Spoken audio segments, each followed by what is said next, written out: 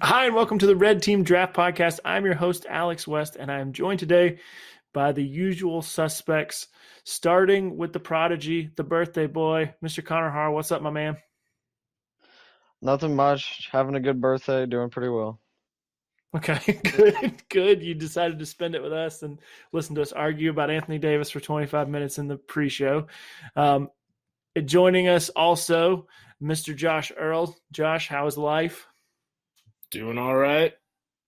Good. Enjoying arguing Anthony Davis and the Brooklyn Nets picks in this next class.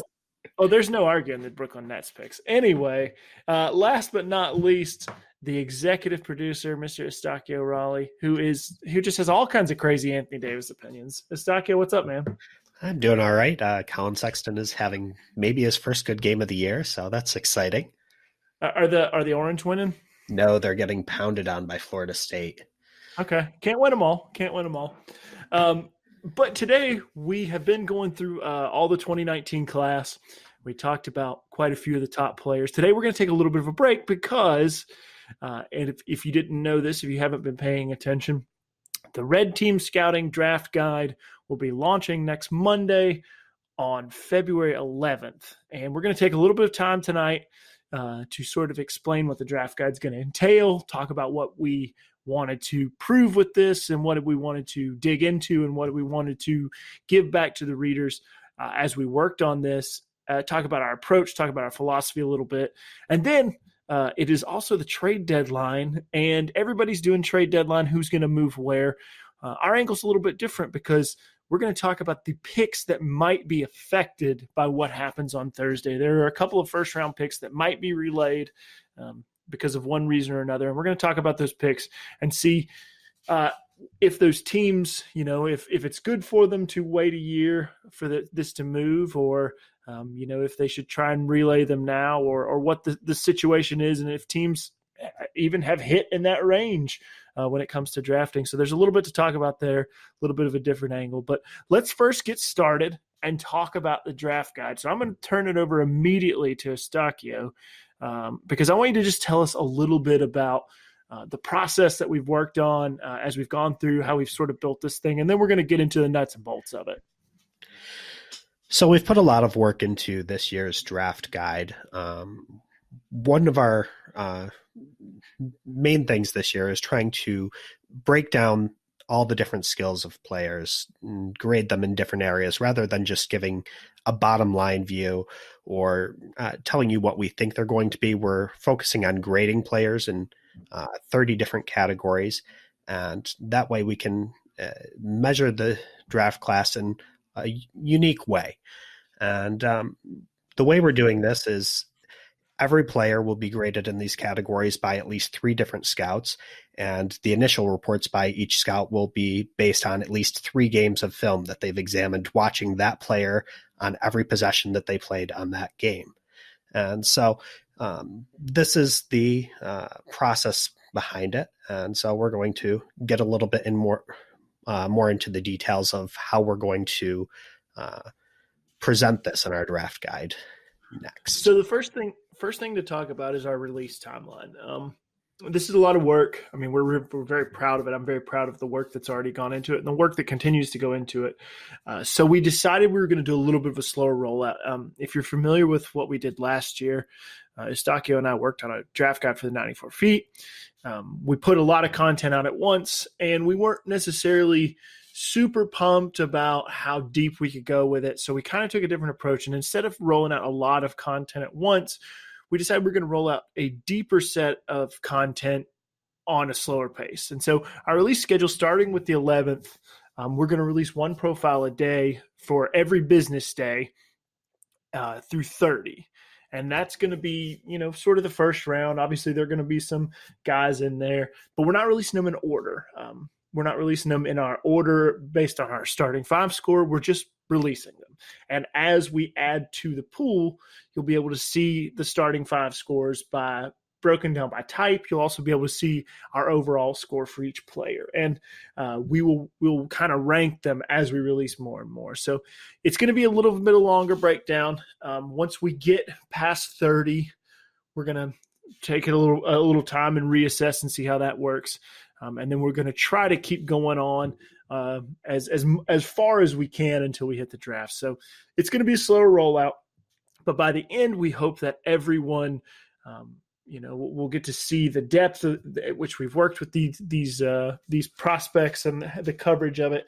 And then more than that, just have something to, as we hit those months of May and June where everybody really gets concerned, just kind of have a draft primer for 65, 70, guys who might get drafted on draft day. So that's our goal. We're working towards that, obviously. But we're starting with Zion Williamson on the 11th, and we're going to roll out that schedule little by little. You'll hear from us every day. We're going to talk about our player of the day each day on Twitter. So make sure you're following Red Team Scouting on Twitter, because we're going to do a little bit of a breakdown of our player of the day there. And that's a good way to, segue into what we do that day. But Connor, tell us a little bit about the starting five. It's something you've heard about here on the podcast. Tell us a little bit about how we've gone about that, getting those grades and breaking them down. Yeah, so the starting five we've broken up into actually 6 categories, with on-ball, offense, off-ball, offense, defense, tools, intelligence, and the 6th man being hustle, which is going to be offensive rebounding, motor, transition offense, transition defense, stuff like that. So what we did was we took the player prospects film, and we broke these down, and we graded them on a scale from 1 to 10, with 10 being historically elite and 1 being terrible, which is like bench warmer, replacement level NBA player. So the idea of this is not to say that every player is a 10 just because they're the number 1 overall pick. The idea of this is to grade everybody on a fair playing level, and most guys will fall along sort of like a bell curve between like the 4 to 6 range. Obviously, the earlier ones are going to be a little higher, but for the most part, we're going to take a cumulative score from all of this and put up one big score with all the other little scores of each trait and all 6 categories broken down. I think that this is something that's really going to set our draft guide apart and make it more marketable, because it's really hard for a lot of people to go into so many skills like so in depth. And I think that's an element that our guide is going to bring, where we will go in depth on how we think someone might project off ball that plays very much on ball in college, or whatever they're not showing. We're still diving into the part that we think, diving into the whole body of work of the player, even just little parts. Yeah, and that lends itself to the way we've kind of approached this from a philosophical point of view. And I think and we've talked about this briefly, and I think it's time to kind of touch base on this again. Forecasting is a really difficult thing to do in an NBA level where there's so many moving pieces and there are so many human elements. It's very difficult to say X player is going to be an all-star in 5 years, because injuries happen, bad team situation, bad team fit. So we have scaled down our projections. Instead of saying we're sure this guy's going to be an all-star, we've approached it in a little bit of a different way. And we asked the question, why will this player get minutes at an NBA level? Why will this player's minutes be limited at an NBA level? And Connor, tell us a little bit about like how that fits in with not over projecting and how we want to do something like that. Yeah, so I think we talk about red team scouting being like a new approach to scouting, and I feel like those questions of why a player will get minutes versus why a player won't get minutes aren't questions that are frequently asked. I think that a lot of people tend to fare on the side of upside, especially after like the lottery, which is something that we're probably not going to do as much. Obviously, it's a factor to take into account, but there are good players that can contribute to good winning teams that aren't necessarily high upside guys or were billed as high upside guys heading into their draft. So I think that looking at why a guy gets minutes, and even more why a guy would get minutes on a winning team, is a question that always needs to be asked when evaluating players, because there are guys that put up really good numbers on bad teams, and then maybe they'll go to a better team and they're not going to have the same level of production. So I think that being able to sort of specify what kind of role this guy will play and how that will fit in to a good team or whatever team he goes to is going to be extremely valuable. Which leads us to the next part of our draft guide, where we're also going to explore players' current role with their current team in the NCAA or a couple of players in Europe. And then we're going to explore what their projected role would be. So Josh, tell us a little bit about that. Yeah, so with the role aspect that we're going to be kind of looking at for each prospect, it's basically our way of contextualizing their performance this season. If you don't know what role that player was asked to fill by their team, it's harder to kind of understand what is, the limit of their skill set versus what are they being kind of steered towards doing. Past examples, Devin Booker, for instance, barely was on ball at all in his one season at Kentucky, and now he's the primary ball handler on an NBA team. So, that there are things that you need to kind of have an understanding of how that player is being utilized by their current team to kind of give you the context behind their performance so that you can kind of see where it might change or evolve in a different situation, system, or on a different level of competition. And then because of that, we're also going to be looking at their best case, worst case, and likeliest case roles in the NBA. So not only where would they be best served, i.e. their best role, where would they be worst served, i.e. their worst role, and then what role are they most likely going to be put into on the NBA level? Because for the vast majority of NBA players, the role that you are given is going to drastically impact how you perform. So having some sense of the roles that would either be best suited for that player, worst suited for that player, and then the role they're most likely going to be placed in is going to be another way of us to contextualize how this player is likely going to translate on the NBA level.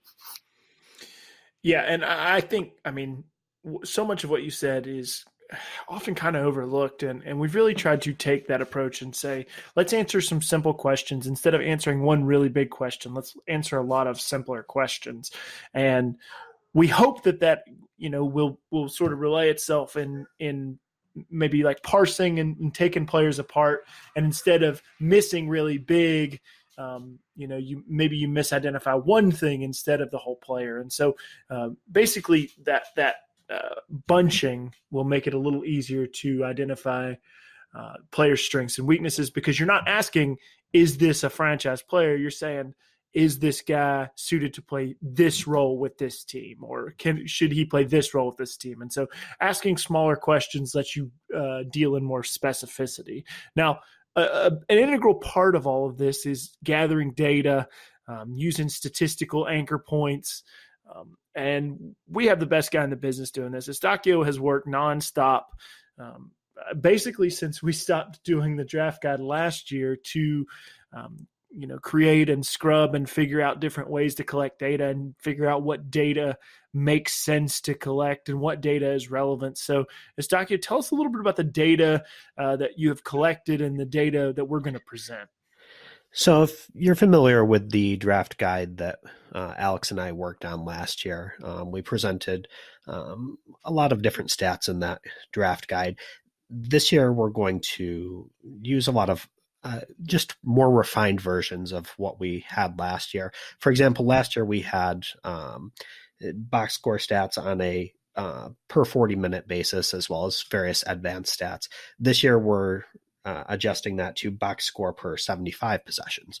Why 75 possessions? Well, that's 36 minutes at an NBA pace. So this would give you an idea of what that player could produce given a starting role on an NBA team, roughly. And so we'll have those numbers per 75 possessions. We'll have advanced statistics like steal percentage, block percentage, field goal percentage, true shooting percentage, things like that. We're also going to have shot distribution numbers. Now, we did have these last year again, but this year again, we're going to take a more refined approach to them. We're going to split it up into numbers that come in transition and numbers within the half-court setting so that we can see how these players produce in these different contexts to help us get a clearer picture of who they can be at the next level. We're also going to include synergy play type data again. We did the play type distributions last year and points per possession for general play types, their top 5 play types. This year, we're going to use that data again, but again, a more refined version. We're going to dig deeper into the data. For example, with spot up situations, Synergy bundles a lot of things into that. It includes catch and shoot jumpers, but also when the player attacks the closeout to the rim, they take a runner, a one dribble jumper. There is splits for various types within that spot up category. And so we're going to show what that player does when they catch the ball in a spot up setting. How often do they shoot it immediately? How often do they attack the basket? And so we're going to dive deeper into those play types. Moreover, within these 3 main categories, box score per 75, shot distribution, as well as play context, we're going to measure the players relative not just to their contemporaries this year, like we did last year. We did percentiles relative to the current draft class, but we're going to measure them relative to historical prospects from back to the 2012 draft. So we'll be able to see how they relate to players that play the same position that were drafted in previous years. And we'll also have our player grades on this data dashboard. So that's an overview of the contents of what you can look forward to in the data dashboard in our draft guide. Now, the last big thing, I'm honestly, I'm very proud of a lot of the elements of this, but the last big thing that I'm really proud of is our shot form analysis. Josh, tell us a little bit about the process. You have sort of headed up this part of the project. Tell us a little bit about how your shot form assessments are going to be broken down. Yeah, Hunter and I are working on breaking down kind of certain elements of the shot mechanics of each of the prospects that we will be evaluating. We're looking at, their base, footwork, hips, shoulders. We're looking at upper body mechanics tied to the release. Something these guys have heard me say so many times, elbow angle. It's important. Release point. Do they flick their wrist versus like flex? All that sort of stuff, as well as kind of looking at when they do miss the shot, how are they missing it? Is it long, short, left, right? And kind of digging into what those various little elements tell us about their shot mechanics at the moment, and about how those are likely to translate on an NBA level with a deeper three-point line, with quicker, faster, stronger, smarter, longer defenders. So that way we can not only kind of take a look at their shot mechanics in college or international for this season, but also how is that likely to play out on the NBA level? And is there anything that needs to be changed within their mechanics to make that transition smoother? So basically, for the low price of free, you're going to get our starting 5 scores, which will break everything down. You're going to get a breakdown of why we think this player will or won't get minutes, what their current role is at the NCAA level, what their future role is. You're going to get a whole mess of data, play type data, statistical data, all kinds of stuff. You're going to get a shot form assessment. And guys, I have to say it. I'm really proud of all of you guys. I know that each and every one of you put a lot of time in it, and I don't want this to become self-affirmation, but it has been some really good work. And I think that once people start to see it, they're going to see, that there's some value here. But that's not all. We have a couple more things in the pipeline, and I'll let Eustaquio tell you about what the future holds as we sort of go back on these prospects. Well, the first other thing that we're going to roll out when it's ready is we're in the process of making prospect videos. Video work takes a long time, and we want to get the template just right. So that may not be ready right when we release the other information we talked about before, but they'll be rolling out in the near future. Hopefully we'll have a few of them out before March Madness at the very least. And so and we'll take a similar approach to our draft guide with these. We're going to feature our starting 5 scores showing video clips that illustrate the player's ability level in these various skills. And we'll do it within the framework of the why a player will or will not earn minutes in the NBA that we're featuring in our write-ups. So you can look forward to that. That'll be within a few weeks of the initial release of the draft guide anyway. The first video should roll out. And so we'll keep you updated on that. The other things, which will be further down the line, likely after the college season ends before we really dig into this, but we're going to include projections and also some quick hitting audio clips that from 2 scouts that have scouted a player, just quickly giving their outlook about what this player is and what they expect from them in the future. So those audio clips you can look for after the season ends. And then the projections we're doing 2 different ways. So first we have our starting 5 scores, and we're going to work at building a projection model based off of these. Of course, this is our first year collecting these starting 5 scores, so it's an experiment at this point. It will be a work in progress, but we're going to do the best we can with the limited data we have and just put that qualifier on it that this is the first draft. We'll reassess as we continue to get more data and continue to make it better. But we think the inputs into it are high quality inputs. And so I think they will be the basis for a good projection model down the line, but you have to start somewhere, and this is where we're starting. The other type of projection that we're going to try to do is sort of a Fermi style projection where we're estimating their impact in their future role. So how this will work is first you set an anchor by considering what the consensus of the player's draft range is, how old they are, what position they play, and then look at historical baselines based on that to see the general rate of success for a player given those circumstances. And then from that point, from that anchor, you make adjustments based on what makes this player unique and their specific performance highs and lows, and adjusting to how likely it is that this player will meet certain baseline levels of impact in the NBA. So that'll be something that rolls out again after the college season ends. We want to have all the data from the college sample first because it's a small sample to start with. So, but I think those will be really exciting features down the line. You can look for those starting in mid-April. All right, so that's the draft guide, guys. It releases February 11th. We're starting with Zion Williamson. We're going to roll out 5 the first week, 5 the second week, et cetera, et cetera. So make sure to follow us on Twitter at Red Team Scouting. That's where you're going to be able to get the up-to-date information. And Eustaquio, I mean, can I say what the URL is going to be, or is that still top secret information? I think we can release it now. Okay. You can check us out at redteamscouting.com, and that website will be up on Monday. And you'll be able to see a little bit of what we're working with. But that's not all we have planned for today.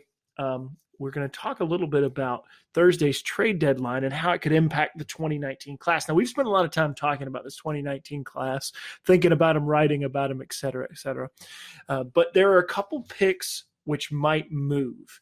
And, you look at these picks, what are there, 8 of these here? So you've got Atlanta has a top 10 protected pick from Cleveland. They have a top 5 protected pick from Dallas. Boston has the higher of the Sacramento and Philly pick that's top 1 protected. They also have a top 8 protected pick from Memphis, the top 14 protected pick from the LA Clippers.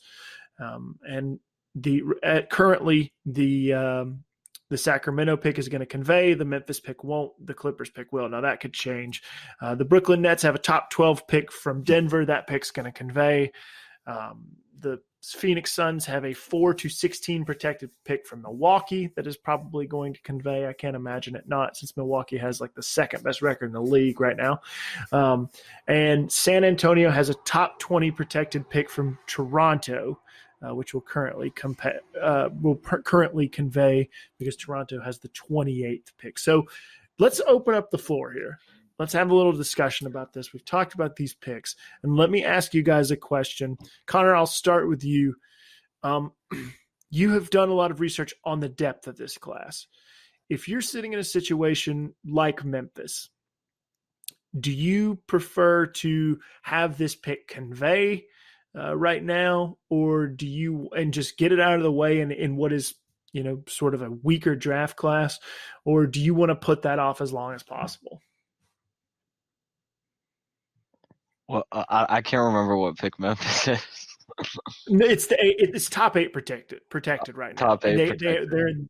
They're in 6th, but this is not really so much about Memphis as it is about the quality of this class. If you're Memphis, if you fall to 9th, and this pick conveys, the 9th player in this draft may not be particularly great, but next year it's top 6 protected. The year after that, it's top 6 protected. The year after that, it's unprotected. So, you start to look at what their timeline is. Do you try to play to get this pick to convey right now?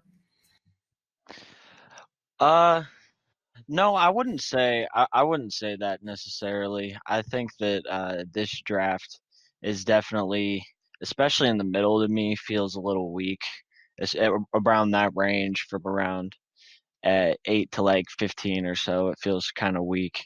And I think there's a significant gap in between guys that you would rank in that sort of range and guys that you would rank in the late 20s and early 30s that still probably have good potential to become high level role players or players that can contribute to a winning team. So I would say that you probably wouldn't. I think 2020 is a really strong class too, and I think that that'll play into their decision maybe a little bit as well. But right now, I wouldn't. Do you just get this out of the way, Josh? I mean, you're Memphis. You're looking at a full-on rebuild. They've obviously talked about dealing Marc Gasol, Mike Conley. Do you just try to get this thing out of the way, or how do you go about handling something like this? Well, if you deal Marc Gasol, which it sounds like will happen according to Shams today, and Mike, chances are you're bottoming out somewhat this year. I wouldn't be surprised to see them also maybe move Garrett Temple, Justin Holiday, some of their other vets. In this situation, I mean, you can kind of talk about how, if we get it to convey to Boston this season, then, next season we'll not have to worry about it. The problem with that is the future is completely unknown. Like, we don't know. It's possible that, the next draft class actually blows us away, and you actually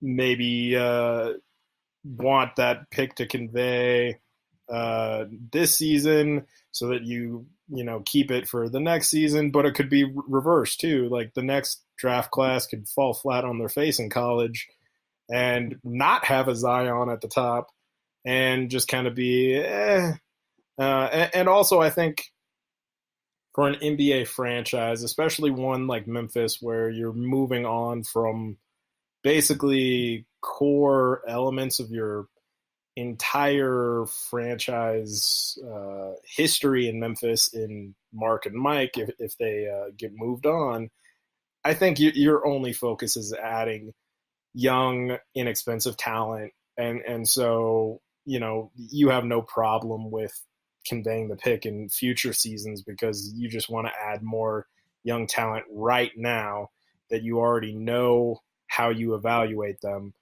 to pair with Jaren Jackson Jr. and Javon Carter and Slow-Mo going forward and just work that way. And I think there's a lot of teams that this trade deadline might have that kind of impact for them, where certain teams might see their lotto odds increase after this trade deadline.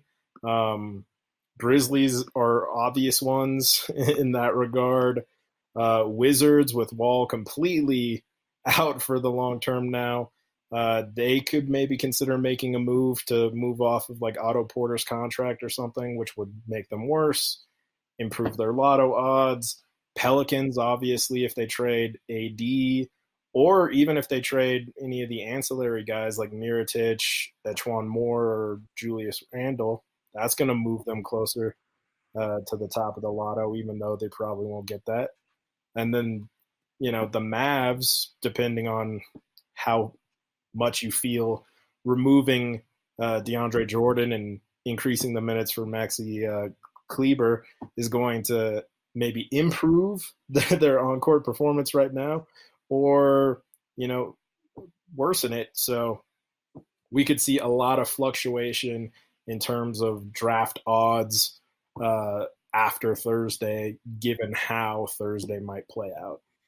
Eustachio, your Cleveland Cavaliers are in no danger currently of conveying that top 10 protected pick to the Atlanta Hawks, but the Hawks are a really interesting team. Obviously, they traded down last year, took Trae Young, and have been a little bit cagey recently. They've looked pretty good. I mean, they haven't looked great, but they've fallen out of that top group. That top 3 seeds who have a real 14% chance at Zion. They've kind of fallen out of that. They have an interesting young core. Now, they're going to get a top 5 protected pick from Dallas. They're going to have their own pick, which is looking, like that 4, 5, 6 range right now.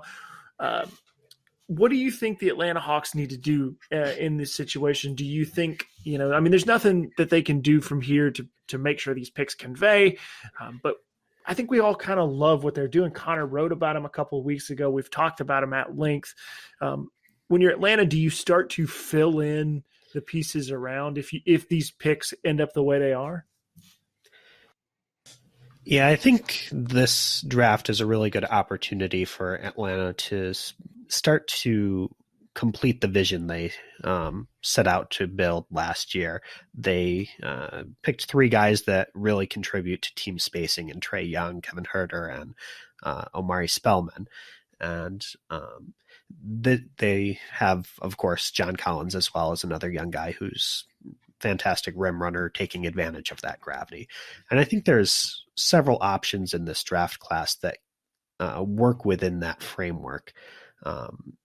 Both Bol Bol and Jonte Porter are stretch bigs that provide some defensive value that could work really nicely next to John Collins, and they could be in range with either one of those picks.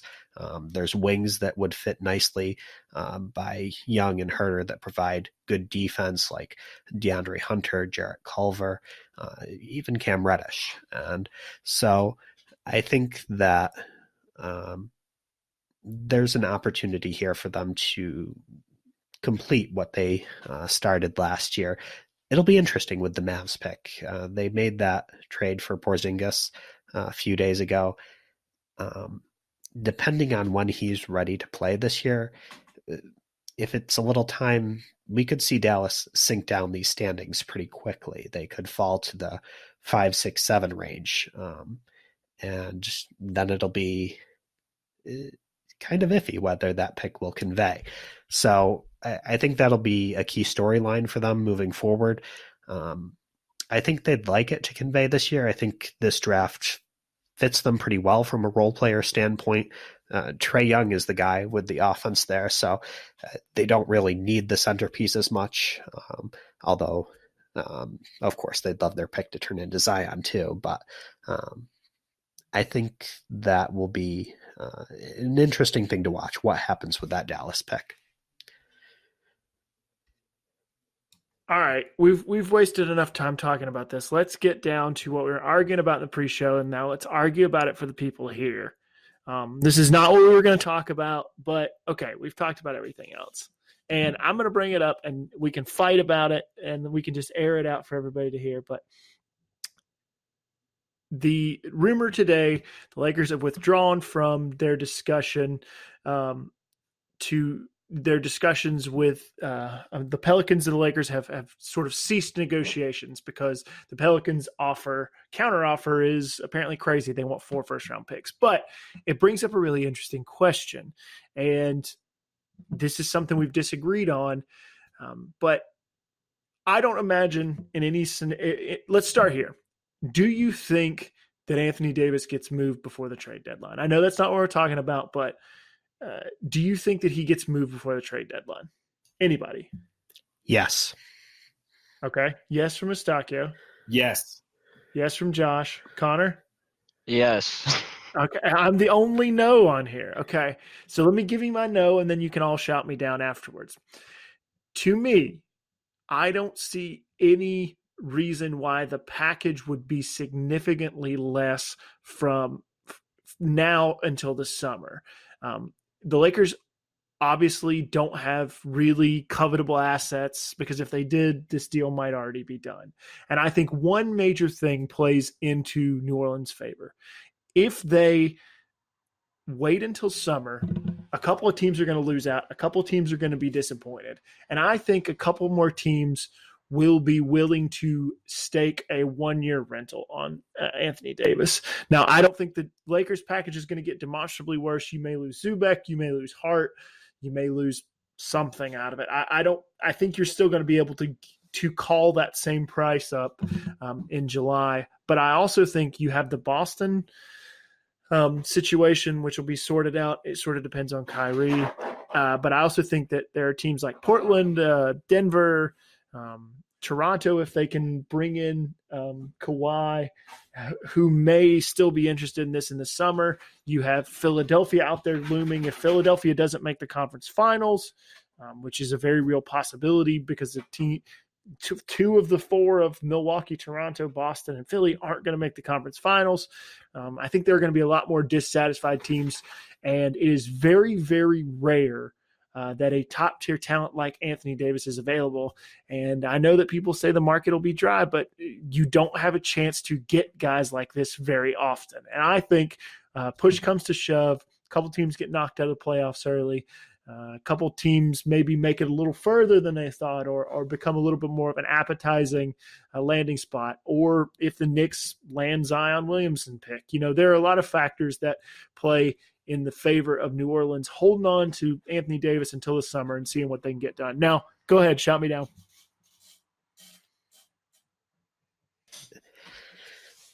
It wouldn't shock me if he wasn't moved by the deadline, but I think for several reasons, it would make more sense for the Pelicans to move him by Thursday afternoon. The thing here is that if you let it go to this summer, he becomes an expiring contract. And so whether a team will give up significant assets for him will depend almost entirely on whether he gives them an indication that he is willing to re-sign with that team. Now, obviously the list is very small right now. Alex made a good point earlier that when it comes to this summer, he's not just going to throw away a year. He probably will expand that list to some degree.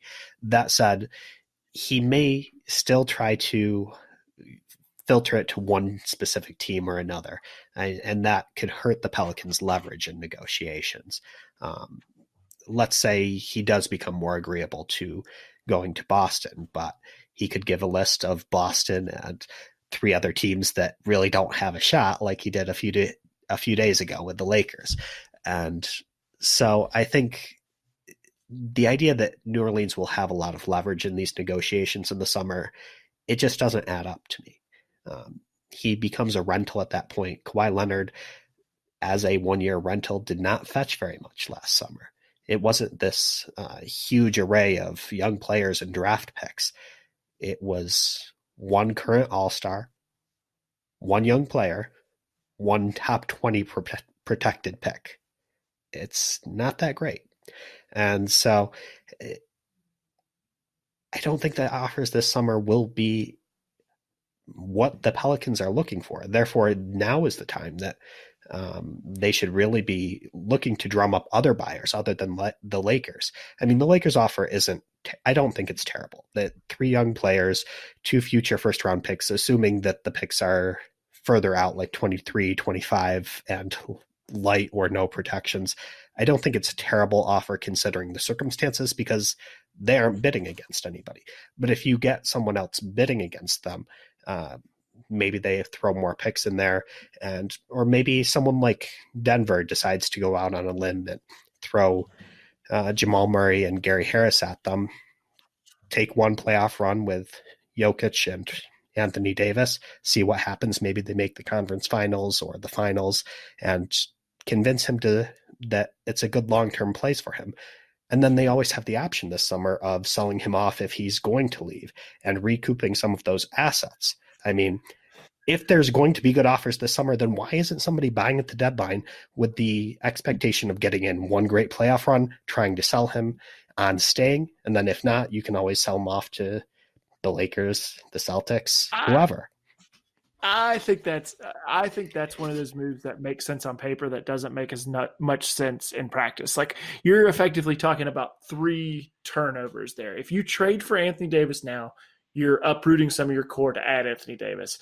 And then if you're flipping to Anthony Davis again, you're uprooting that core again to get young prospects. So, like, I understand what you're saying from an asset point of view, but there's a human element of basketball that is involved here. It's like, it's very hard to gel as a team 3 separate times, and it's very hard for people to trust the organization. Josh, I see that you have your hand up, so I'm going to call on you.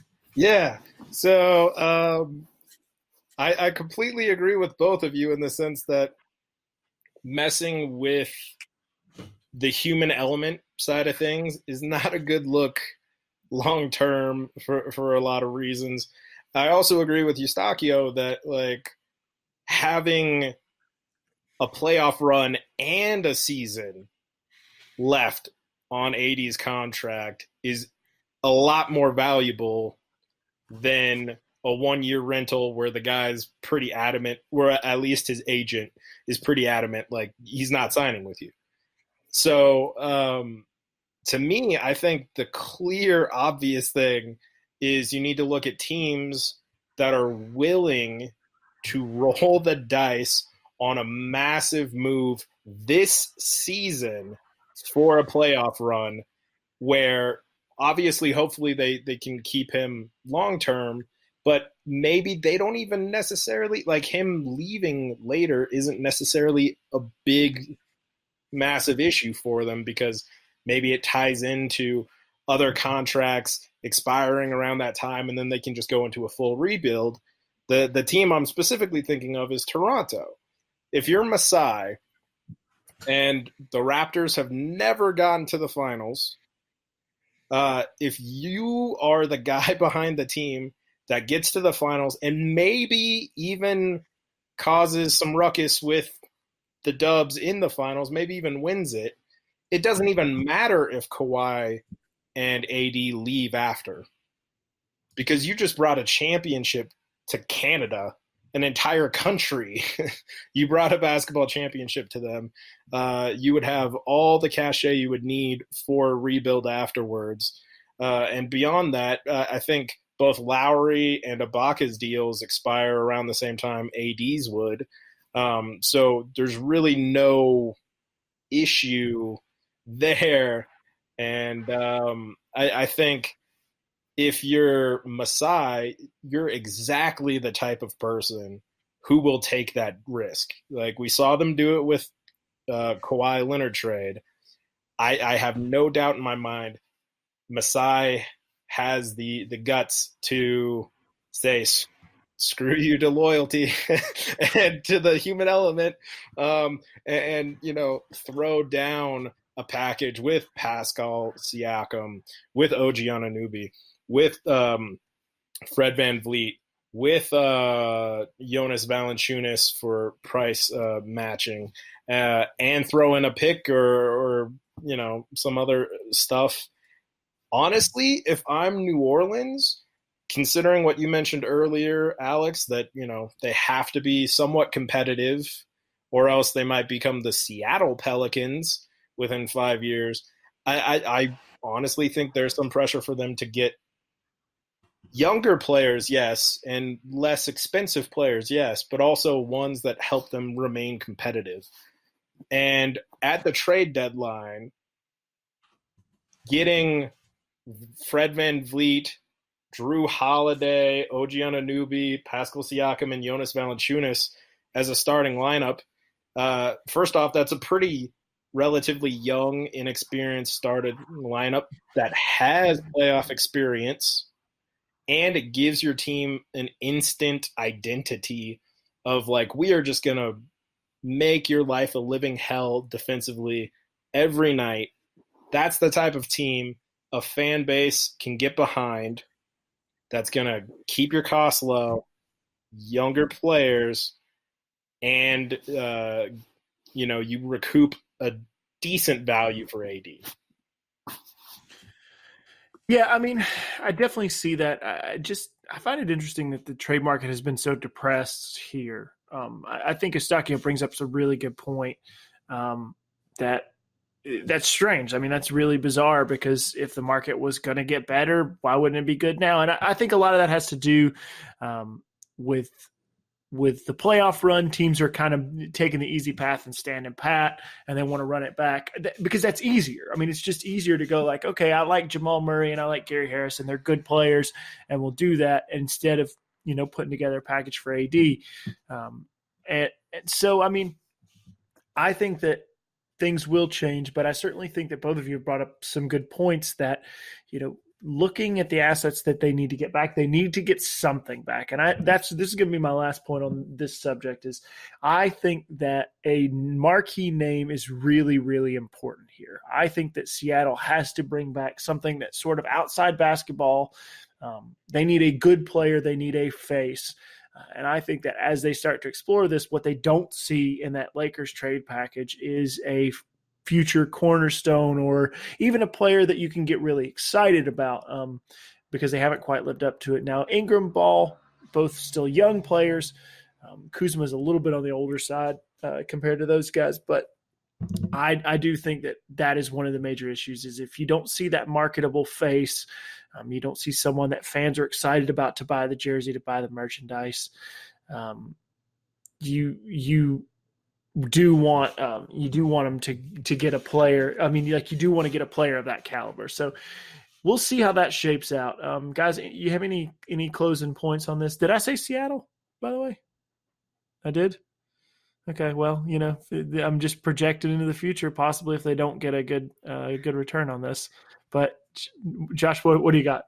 I just want to say, everyone acts like you hold off on the deal because you can get Tatum plus other stuff in the offseason. You will not. I guarantee you, Danny Ainge will not offer Jason Tatum. He's not going to offer him. Not for a one-year rental. And on top of that, if you wait until the offseason, the Celtics wouldn't be able to offer Terry Rozier either. So basically, the Celtics offer that everyone's like, oh, wait until the Celtics can offer is going to be Jaylen Brown, Marcus Smart, which I know how much you love him, Alex, and a lot of people love him, but I don't think Marcus Smart is that face that you're saying that the team needs. And like a nebulous collection of picks that most likely actually aren't even going to be that high of picks anyway. So the Memphis pick is going to be good. I mean, that's to me the trade chip is like potentially well, I mean, it's going to be a good pick. It's going to be a high pick. I don't see any situation over the next 3 years like a lotto pick isn't necessarily like we don't know how good. No, that's Jaren Jackson Jr. What the Grizzlies get in return for Mike and Mark, what they get out of this next draft class to pair with Jaren Jackson Jr. It's very possible that the types of picks that the Celtics can offer are basically going to be like the 12th pick in a draft class, and like, woo, Marcus Smart, the 12th pick, and Jaylen Brown. Oh, like, I mean, I feel the same way about the Lakers offer. I honestly think the best way for New Orleans to recoup value is using the additional leverage of one playoff run with AD before you have a full season to sell him on it. Eustaquio, do you have any closing thoughts on this? No, I haven't. I've been doing other things while you were talking. I have nothing. All right. Connor, what about you? Nah, you guys went at it for long enough. We're good. This is normally your guys' field more than it is mine, anyways. Okay. All right. Well, I just didn't want to exclude anybody. So anyway, guys, thanks for tuning in. Thanks for listening. It was a little bit of an out there podcast because we did want to take some time and tell you about the draft guide. So most importantly, if you took nothing else from this, just know that the draft guide is launching on February 11th. The Zion Williamson profile will be the first one. And I'll give you a little sneak peek. We're going to have DeAndre Hunter, RJ Barrett, Jarrett Culver, and Jonte Porter in the first week. So make sure to check that out. Follow us on Twitter. You can follow Red Team Scouting at Red Team Scouting. You can follow me at Alex West NBA. You can follow Connor at Har Connor. You can follow Eustaquio at EVR1022. And you can follow Josh at 2RedJ Earl. If you're watching on YouTube, all these things are in the video, so you don't have to listen all the way to the end to find us. But make sure and give us a follow. We're going to be talking a lot about the 2019 class. We're going to get back in the swing of things next week. We hope to have a guest. We hope we're going to get to do some point guard breakdown and talk about Darius Garland and Trey Jones and Ja Morant all together. But schedules have been difficult, so that may be what we talk about. It may not be. You'll have to tune in. So for the Red Team Draft Podcast, I'm your host, Alex West. We'll see you next week.